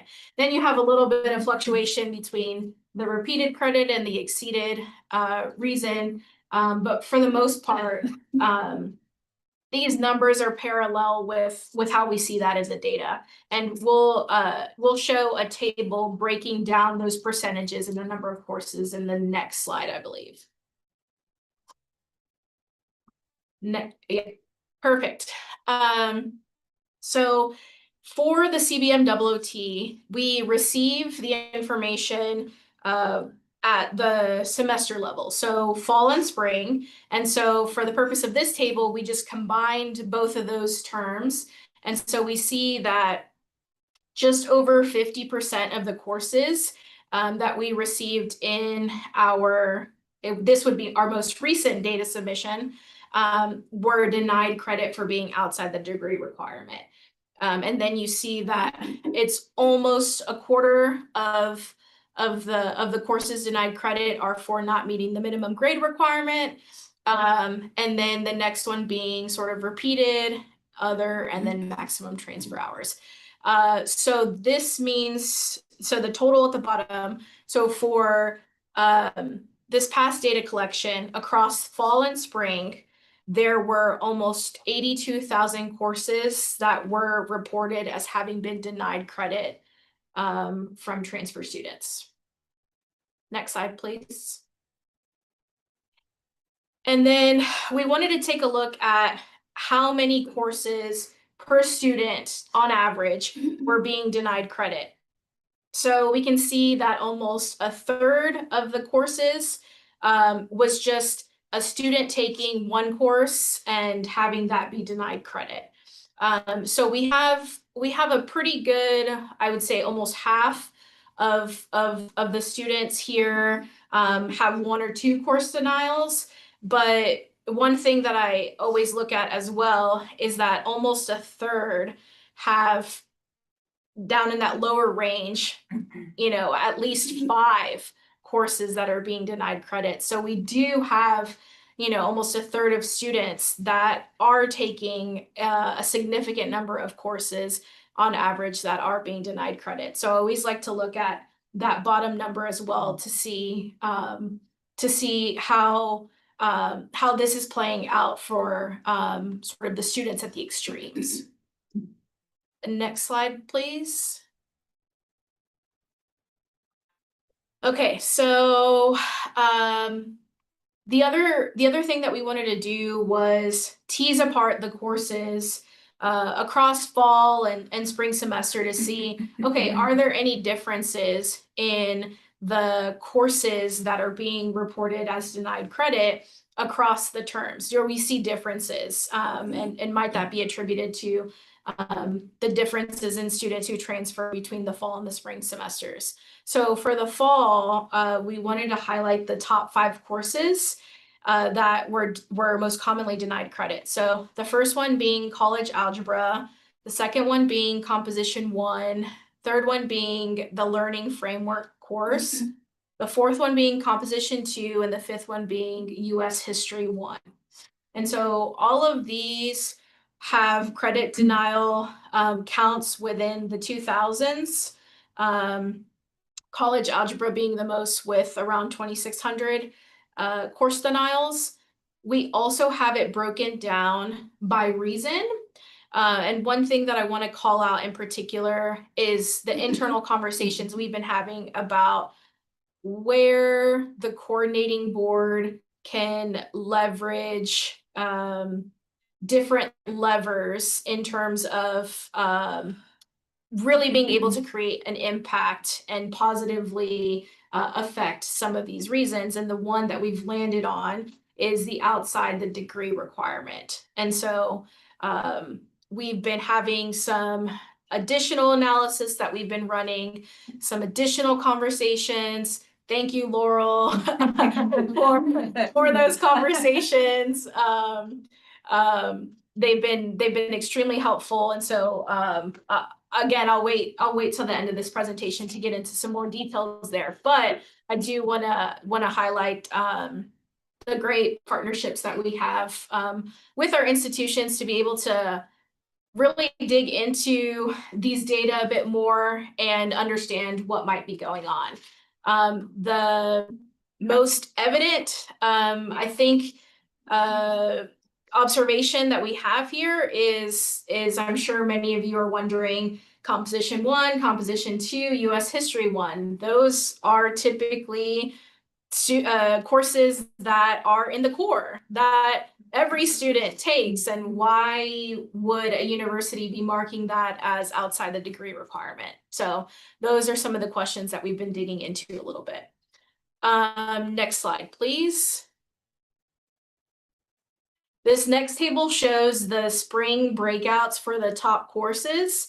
And for this one, we see some fluctuation in the ranking order of some of these courses. So learning framework goes up to the top. We see that composition 1 and composition 2 also change their rank order. We see US history dropping off, and now general psychology being included in the mix here. So again, some of the things are again related to, hey, composition 1 and composition 2 still appear. And they are part of the core. General psychology might also be a course that is mostly taken within the social and behavioral sciences core as well. And the other thing that I want to point out is sort of college algebra. And we've had a chance to share some of this information with our discipline-specific subcommittees. And faculty have noted that it's not quite surprising to see college algebra there. And I think we've been seeing that in the conversations around the math requirements and even the math core that's selected across some of these disciplines. So just want to shout that out there. Next slide, please. Okay, so I mentioned that we are focusing on the outside degree requirement reasoning. So this is where we think that we can have the most impact. And so I've had folks ask me, so, what exactly does this look like by major? And so I wanted to sort of report out the top majors that we see that are having these denied courses. And so it's actually pretty varied. So at the top, we see education, followed by psychology, biology, computer science, accounting, business, mechanical engineering, and nursing. And what I also thought was funny is that, or interesting, right, is that these are also topics or discipline areas where we are having our field of study conversations. And so I think that's a good thing, right? That we are having these disciplines be in the field of study considerations and all the meetings that we've been having. And so one thing we'll want to look at is this submission in the future to see what those discipline breakouts look like. Yeah, what those discipline breakouts continue to look like. Exactly. Next slide. In the next slide, I show the number, I show the courses.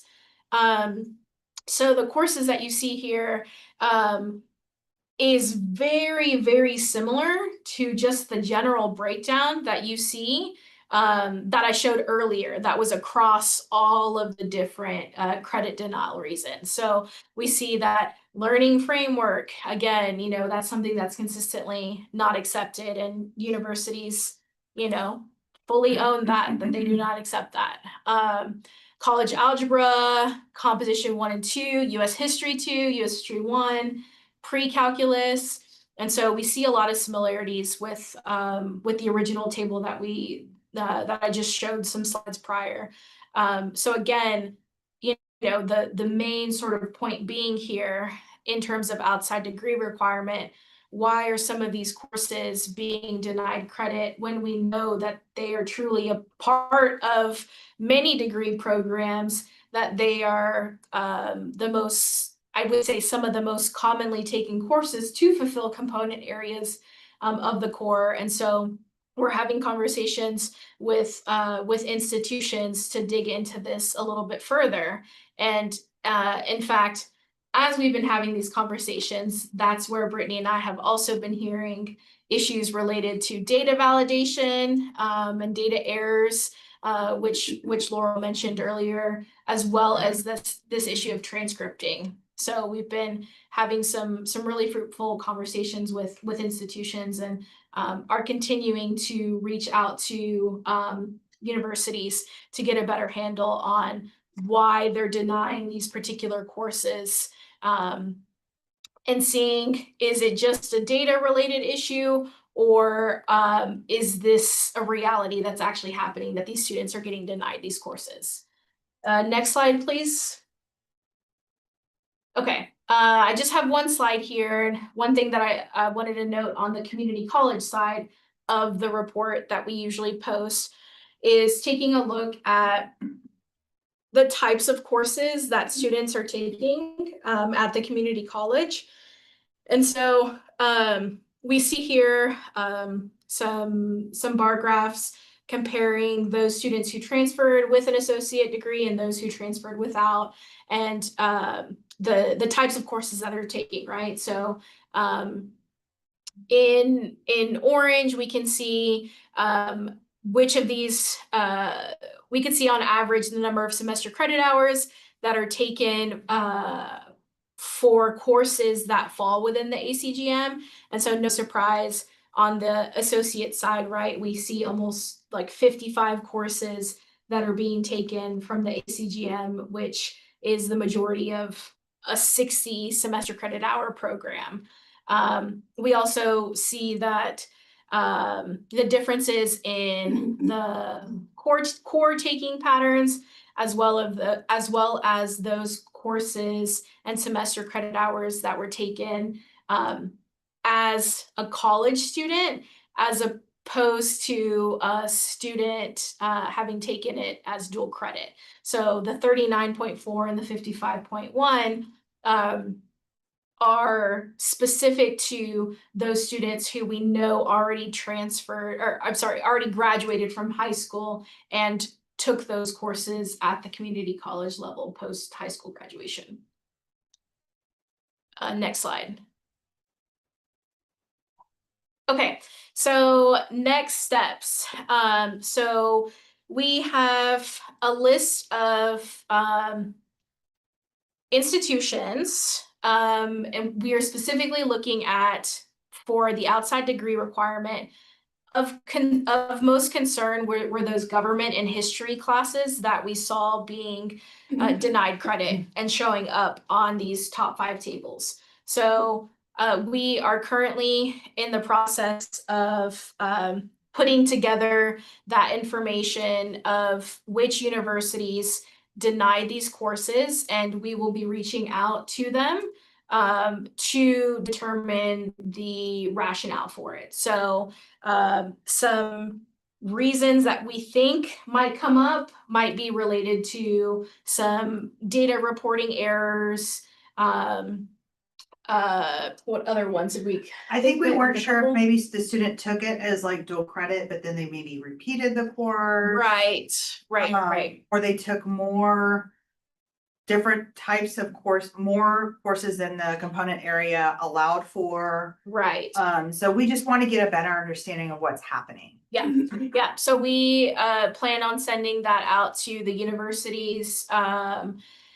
And so likely IR officials will be on that, and probably chief academic officers. Yeah. Because one of the things that we're trying to do more holistically at the agency is kind of this idea of marrying the data and the policy so that everybody's on the same wavelength in terms of understanding what the data is saying and how the policy is being applied, because I think there's some differences of thinking in terms of how the policies are being applied, which is therefore impacting the data. Yeah, absolutely. And the second bullet point here is really reflective of the fact that, you know, when we post the SB 25 report, there's some data in the appendices that of course list out all of the universities, but we also realize that there isn't anything to give back to our community college partners. Laurel's institution and a couple other folks like El Paso Community College, will on an annual basis ask to see these data. And so really appreciate the initiative and the level of I think scrutiny with this report that we've seen there from Laurel and other institutions. But we also want to be more strategic with saying, hey, every year we're going to have these reports available that we give back to the community colleges to get a better sense of who's denying the courses, what are the courses being denied credit, you know, with what frequency is that happening. And so to give more of that detailed information because, you know, what we're seeing here, right, is it relies on that partnership between the community colleges and universities. And so we are trying to have as many conversations as we can to try to streamline the transfer process. And then the other thing, the last point that I want to make is that the DMR side and our policy side with Elizabeth and Brittany, we have a list of institutions that we are contacting, and there are a broad sort of range of topics that are being discussed, you know, heavily on the data validation part. You know, are there any known errors, issues, challenges with submitting the T, because we want to make sure that we are sort of validating that process and making sure that we do feel very confidently about the data that we're receiving from the universities. The other part of it would be sort of streamlining directions and other kind of guidance that we can give on the data side to the institutional reporting officials who are submitting the data. And then the other part being, you know, why are we seeing some of these courses being denied credit when we would expect them to be accepted? And so, you know, the issue of transcripting also came up in a recent conversation that Brittany had mentioned. And so these are really, really fruitful conversations, and we'll be having some more in the following months. And so I hope that we can bring some updates to the next time TTAC convenes, so we can talk about the progress that we've been making on that end and further updates on the CBM OOT and strengthening the report. Brenda, I see you have your hand raised. I just wanted a little clarification and how a course is considered not applying to degree requirements, because EDUC 1300 is probably not in a bachelor's degree requirement, but if it was applied to the degree as an elective, is that considered accepted or denied? So Brenda, I think you raised a really great question, and that is part of I think this is part of the issue that we're seeing, is that not every institution is capturing that the same way, I guess. So I think it's safe to say that we have some institutions who are saying, okay, it's being applied as an elective. I'm going to say it's being denied credit for outside the degree requirement. And others who are saying, no, we accept it as an elective, therefore it's never going to appear as a denied course on the report. So I think that you're speaking to the different ways that institutions are likely interpreting this.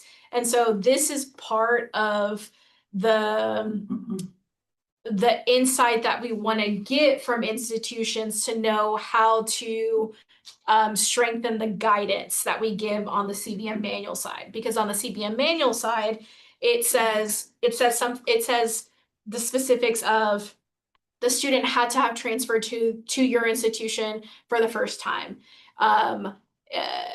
More than 2/3 of that credit had to have been denied.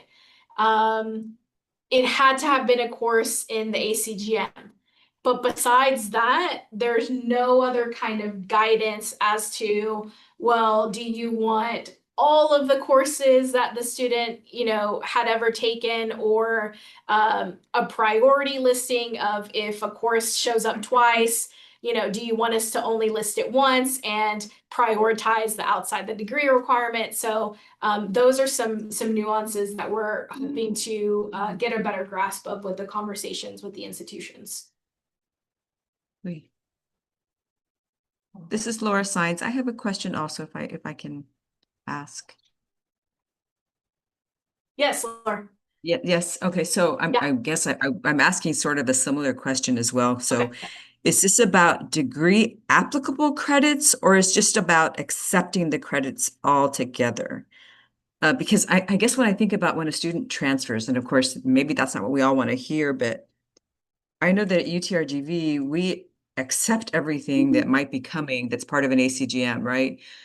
But students come to us and we accept everything knowing that students are likely to change majors. And so we would have to be reevaluating transcripts all the time to say, today it's applicable, tomorrow it's not, because now they went from philosophy to history to whatever major. So that's why we bring in everything that's on their record. So I'm just, again, is the question about, is a degree applicable when they transfer, or is it about, do we just accept the individual course?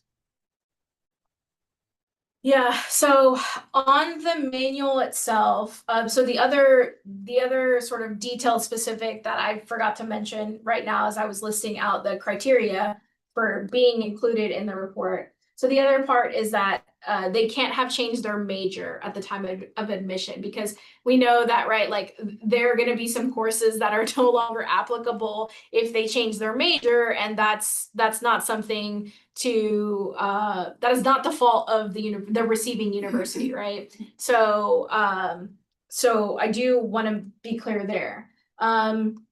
So for as to like the rest of your question though, I think, and I think we're also lucky, I'm gonna put Elizabeth on the spot, to have someone who was part of the initial thinking about I think the essence of what we were trying to capture. Yeah. And I think it's like that applicability, right? Yes, The yes. applicability Yes. so that it does go to their degree. requirements. Yes. Right. Yeah. I mean, foundationally, the legislature, I think, has indicated they get calls from parents and students where the student is having to retake a course, or they're having to take a course and it should have been applicable, and for whatever reason it's not. And so this is intended to give folks a line of sight about what's happening at the institutions, because they're thinking of this perspective of the cost of tuition for the students, whatever the state has come in and paid in terms of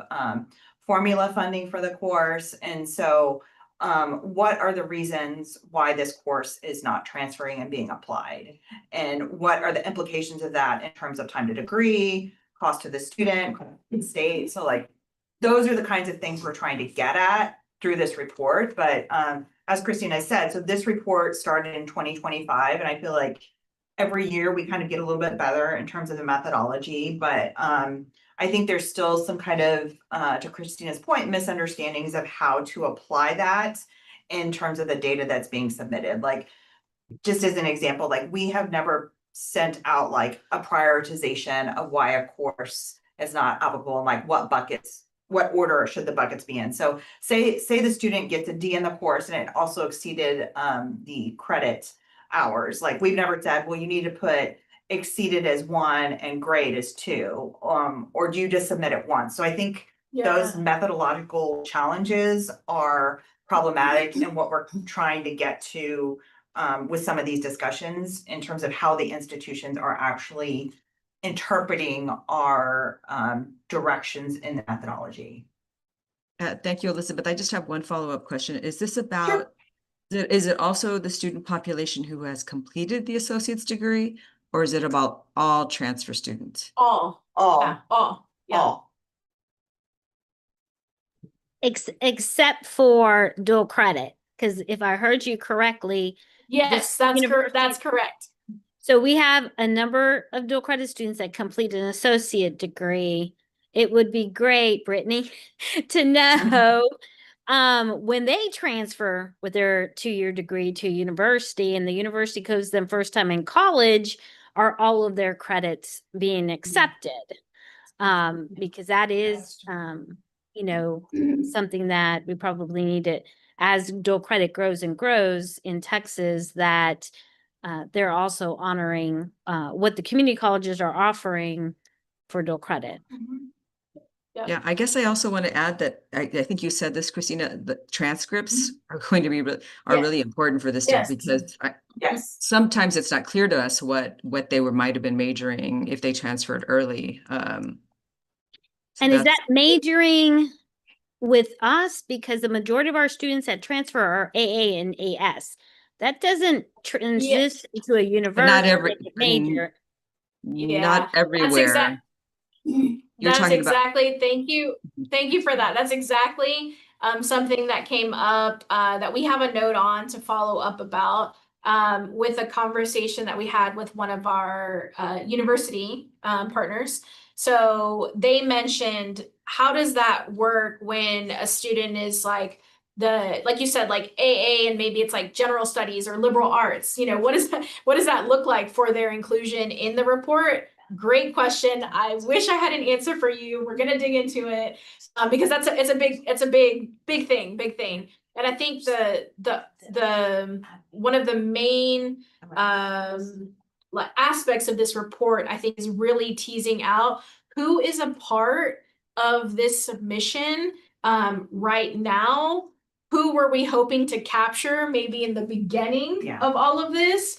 Is that still consistent with one another? You know, what does that look like? And so, you know, maybe I'm hoping I have the answer at the next TTAC meeting.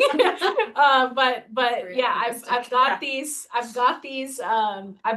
notes written out. They've been coming up in our conversations, been pointed out by institutions. And Laura, to your point, you know, we had the university that we spoke with had mentioned actually like a manual process of the transcript and going through to see which courses were in the ACGM, because on their side, they wouldn't receive the codes on the transcript telling them which component area they fell under, and issues sort of like that. And I think Brittany and I were pretty shocked to hear some of the issues and the challenges that they reported, both on the university side and then what they knew to be a challenge for their community college partners as well. Thank you. Lots of questions for sure. Yes.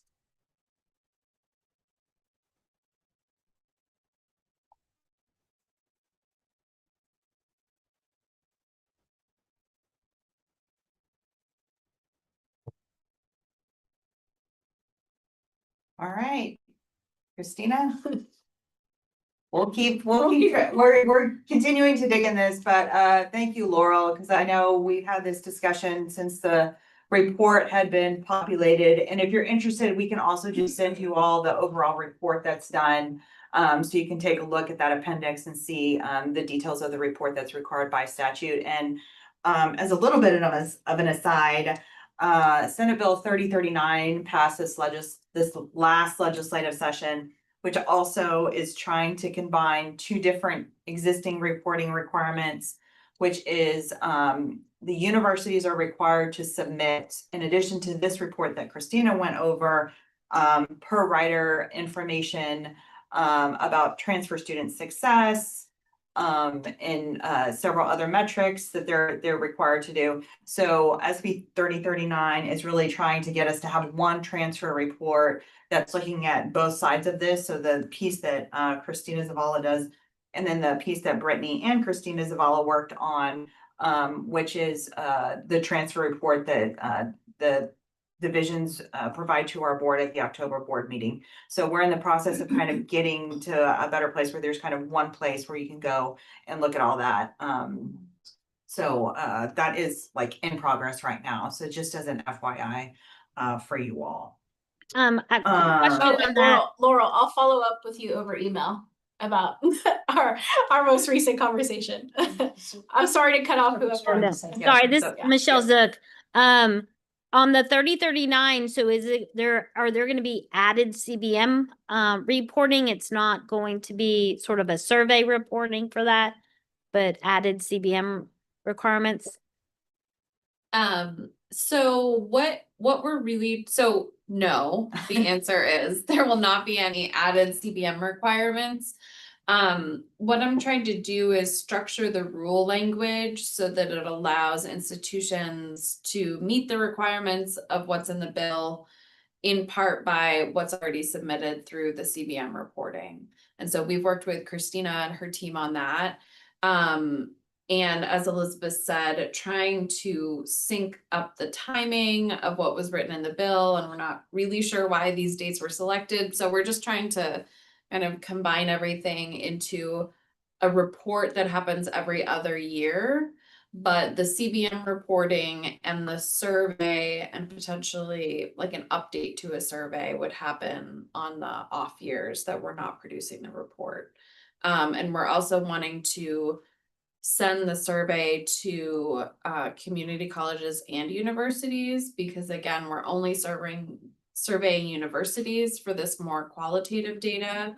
And we want to also get that information from community colleges to make sure folks are represented in the report. So probably at the spring meeting, I can sort of do a rundown of the rules, and we will have developed a better framework with our leadership for what the revised report will look like. But we're excited about it. I think it won't be bifurcated anymore, and we can really try and analyze both parts of the data together. We try to do that already, but it gets a little disjointed. So stay tuned. Thank Any you. other questions on that? Okay, all right, well, our next agenda item is just next steps and possible future agenda items. So just as a reminder, so we have worked through, and these two fields of study have passed through the Texas Transfer Advisory Committee. So the next step is we will be posting these for a 30-day public comment period. Given the nature of when our meeting is, we will probably do this when everybody is back in session so that people have an opportunity to review it. So it'll be put in the Texas Register for a public comment, so that anybody can publicly comment on these two revised fields of study. After that phase, if there's substantive comments, we will bring them back to the co-chairs of the subcommittee and also to Laurel and Melissa to see if they have any concerns, depending on the comments. If there's not substantive concerns, then we will then go through the process of collecting those directed electives from our four-year partners. After that's done, we will send the complete new revised fields of study that includes the core curriculum components and the foundational courses and the directed electives to the commissioner for final review and approval. And so that is the process. I don't know if anyone has any questions, but one of the things that just for folks that are new, I think I mentioned this during our orientation, that had happened in the work group is people wanted to make sure there were multiple opportunities for folks to comment on a field of study. So we've had the subcommittee meetings, both had an equal number of representation from the 2 and the 4. And I think both of the ones we did today were unanimously accepted by those subcommittee members. And then you all voted today. So if for some reason there's faculty that see this and say, oh, I have a concern, I would say have them submit some comments during the public comment period. I don't know if you all have any other future agenda items you all would like to see. We will plan to have Brittany come back and continue to keep you all updated on the progress regarding the transcripting process, our project, and then Christina and her team as we continue to kind of get more information and details about what's happening in terms of those courses that are being denied credit. But open to other items that you all might want to see. Laura? Yeah, sorry. What I've been thinking about is and I know it's a little early to ask this question, but what is the impact of the work that's being done on the core curriculum to the fields of study? So if we meet 6 months from now, whenever it is, if there's any kind of an Yeah. update, because I'm sure that's going to affect what we've done Yeah, and what we so continue to do. Yeah.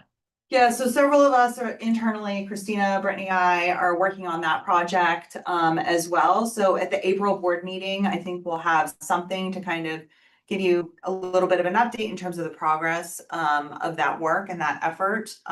We're still kind of, I would say, in the exploratory, getting information phase at this point. But Laurel, I will definitely have that on the agenda for next time in terms of an update of where we are and where that group is. Kelly? Our institution was just curious if there was like substantial feedback on the English FOS, because there was a lot of concern raised at our institution internally about it. We were just curious if we were unique in that particular aspect. I think we received 2 or 3. Yeah, I mean, so there was a large volume of comments about the Mexican American studies not being included, which again Mexican American literature. Yeah. Which was again primarily because it's just not offered broadly across the community colleges. So I would say that was the bulk of the comments, and there were a few more, but nothing, we didn't receive a significant volume. And we took both of those to the English subcommittee co-chairs and to Laura, Melissa, and I think the discussion, particularly from the co-chairs, was that most of the comments that were received were discussion points during the meeting. Thank you. Any other comments, other items you guys would like to see in the future?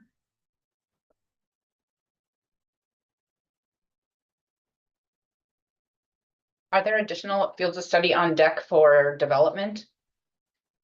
Yes, there's a list. So we have the legacy fields of study we have to do. So and Christina can make sure I get them all. Architecture, music, and then there's like 3 or 4 engineering that we need to do. So those are currently on the list for now because we have to do those legacy ones before they expire. We had to revise the rules because we hadn't done those yet, and I think I gave us till 2028 to get those done. Didn't we do music in the spring? No. Music has not been done with the new framework. We have not convened a group yet.